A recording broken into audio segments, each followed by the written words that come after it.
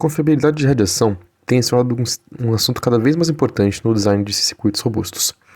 Temos dois casos onde falhas de radiação causaram falhas críticas no sistema. A primeira, no voo Qantas Flight 72, onde o avião, ao receber uma falha de radiação no nosso sistema de controle, desceu rapidamente, deixando boa parte da tripulação e dos passageiros feridos, mas não matou ninguém, infelizmente. E em 2003, uma falha de radiação fez com que, durante uma votação para a municipalidade de Bruxelas, na Bélgica, uma candidata vereadora recebesse 4.096 votos a mais do que ela recebeu originalmente. Uma falha de radiação acontece quando uma partícula carregada colide com uma parte sensível do circuito, trocando o estado lógico de um dos seus nodos, fazendo com que esse nodo propague seu estado até alguma das saídas do circuito. Essa saída ela pode ser capturada por alguma linha de memória e pode mudar algum dado em algum lugar no circuito. Por exemplo, no caso da vereadora que recebeu votos a mais de Bruxelas, ela recebeu um bit a mais no seu registrador de votos, que fez com que aumentasse drasticamente o número de votos. O principal objetivo desse ciclo de iniciação científica foi o desenvolvimento de um sistema que permitisse a automatização da análise de suscetibilidade à radiação de circuitos eletrônicos. O sistema desenvolvido, o Quasar, ele recebe como entrada uma descrição do circuito em análise, em SPICE, e faz uma interface com o simulador elétrico e automatiza diversos testes de forma que ele automaticamente faz um relatório de quão sensível o circuito é e quais são seus pontos fracos. Uma vez que a lista completa de casos de falha está feita, existe a etapa de simulação elétrica, onde a gente vai de fato ver o quão sensível ou quão crítico esse caso pode ser para o circuito.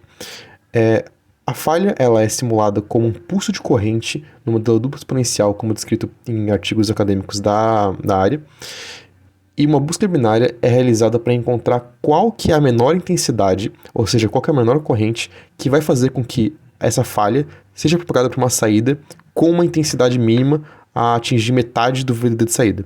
Ou seja, qual que é a menor intensidade necessária para causar uma falha que vai ser capturada por um elemento de saída. Uma vez que essa corrente mínima ela é obtida para todas as listas, a gente tem, para cada caso de falha, a corrente mínima do circuito que ela precisa para realmente causar uma falha, e com todas elas a gente tem já o relatório completo de qual que vai ser a caracterização do circuito. O Quasar também provê uma interface para que seja feita de forma automática também a análise de como a variação de certos parâmetros físicos afetam a robustez de radiação do circuito. Por exemplo, quando se fabrica um circuito em transistores, a forma com que os cristais no silício de cada transistor é formada pode variar, e isso pode afetar se o circuito ele é mais robusto ou menos robusto à radiação em certos casos de falha. A interface que o Quasar provê é a seguinte: ele recebe o circuito e ele recebe a distribuição desses parâmetros e como que eles podem variar e quais são eles. E como saída, ele retorna um gráfico e um resultado associado, mostrando como que esses parâmetros se relacionam com a robustez de radiação. Ali, por exemplo, a gente tem embaixo a variação de um parâmetro físico do PMOS e à esquerda a variação de um parâmetro físico do NMOS.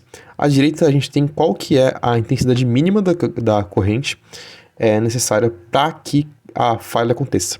Então, como a gente consegue ver, dependendo de qual vai ser a distribuição dos parâmetros físicos, o circuito ele pode ser consideravelmente mais ou menos robusto à radiação. A efetividade da ferramenta já foi demonstrada quando ela foi usada em versões mais simplificadas dela para gerar resultados que foram publicados em artigos acadêmicos. Aqui a gente tem os três exemplos de artigos em que ela foi publicada, os últimos dois eventos internacionais, que através da ferramenta geram resultados importantes que foram publicados e foram apresentados em congressos. Atualmente, ainda não tivemos a publicação, mas temos o aceite. A própria ferramenta foi trabalhada num artigo e foi submetida para um congresso francês, onde vai ser apresentada em novembro.